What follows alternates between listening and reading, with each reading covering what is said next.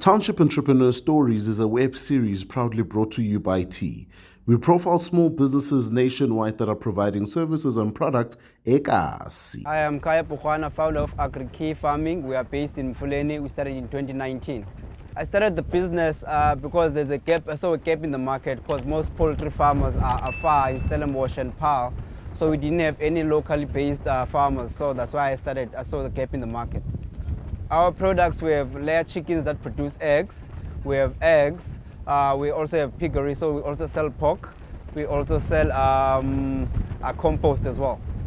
Our business, our products are all organic, so that's why we are all healthy as well. We also upscale our production, so we also offer discounts to bulk buyers.